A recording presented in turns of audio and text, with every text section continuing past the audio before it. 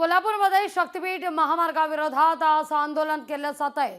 पुणे बंगळुरू महामार्गावर या ठिकाणी आंदोलन आता थोड्याच वेळात सुरू होणार आहे। शक्तीपीठ महामार्गाविरोधी संघर्ष समितीचं हे आंदोलन असेल। शिरोलीच्या पंचगंगा नदी पुलावर आंदोलनाला सुरुवात होईल। आढावा घेतला आपले प्रतिनिधी सतेज औंधकर यांनी।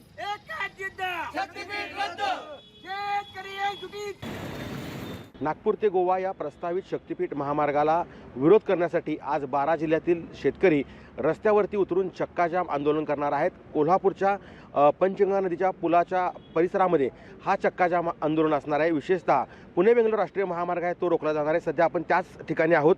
ही दृश्य पाहतो या ठिकाणी की पोलिसांचा खूप मोठा असा बंदोबस्त या ठिकाणी तैनात करण्यात आलेला आहे।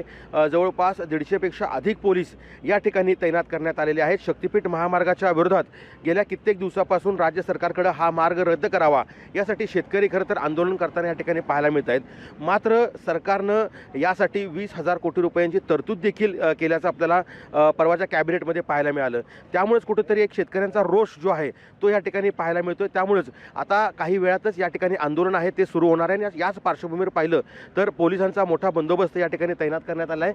ठीक आहे, या सगळ्या भागामध्ये कडेकोट असा बंदोबस्त आहे। कोणताही अनुचित प्रकार घडू नये म्हणून पोलिसांनी कालच आहे त्या या आंदोलकांना नोटिसा बजावलेल्या आहेत। आणि एकूणच जर पाहिलं तर या सगळ्या आंदोलनाच्या पार्श्वभूमीवरती पोलिसांनी वाहतूक मार्गात बदल केलेला आहे। शिवाय आंदोलकांना देखील सूचित केलेलं आहे की या पद्धतीनं उग्र असं कोणत्याही स्वरूपाचं आंदोलन होऊ नये आणि जर झालं तर त्याला तुम्ही जबाबदार असाल अशा पद्धतीचं जे नोटीस आहेत त्या बजावल्या आहेत। हे आंदोलन आहे ते सतेज पाटील आणि माजी खासदार राजू शेट्टी यांच्या नेतृत्वाखाली या ठिकाणी केले जाणार आहे आणि त्याची साधारणतः 11 ते 11:30 दरम्यान हे आंदोलन सुरू होईल असं सांगितलं गेते। मात्र पोलिसांनी अगदी खबरदारीचा उपाय म्हणून कडेकोटाचा पोलीस बंदोबस्त या ठिकाणी ठेवल्याचं आपल्याला पाहायला मिळत आहे। सतेज औंधकर, लोकशाही मराठी, कोल्हापूर। नेमक्या याच मुद्द्यावर राजकीय वर्तुळातून प्रतिक्रिया उमटतायत, पाहूया आपण। समृद्धी महामार्ग होण्यापूर्वी अशा तक्रारी होत्या आणि समृद्धी महामार्ग झाल्यानंतर कशी पद्धतीनं तेथील लोकांचं भलं झालं हे सांगण्याचा प्रयत्न केलेला होता।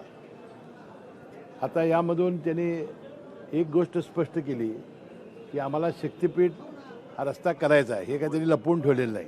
आतून ज्या शेतकऱ्यांचा जास्त विरोध आहे, ज्या शेतकऱ्यांची जिराई जमीन जास्त जाईल किंवा जे मोबदला घ्यायला तयार होतील अशा पद्धतीनं कसा मार्ग काढायचा याबद्दल अद्याप चर्चा झालेली नाही।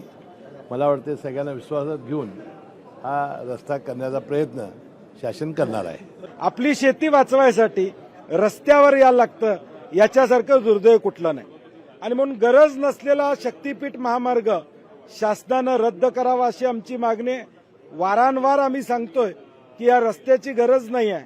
आता तर कॅबिनेट नोटची माहिती सगळ्या महाराष्ट्राच्या जनतेपुढे त्या ठिकाणी आलेली आहे आणि म्हणून पुन्हा एकदा सरकारला आमची विनंती आहे की हा महामार्ग रद्द करावा। आजचं आंदोलन शांततेनं होऊ द्यावं, कारण की शेतकऱ्याच्या भावना आहेत। नोटीस देऊन तुम्ही काय करणार आहात? लोकशाही मराठी, ऐका, पहा, जागरूक रहा।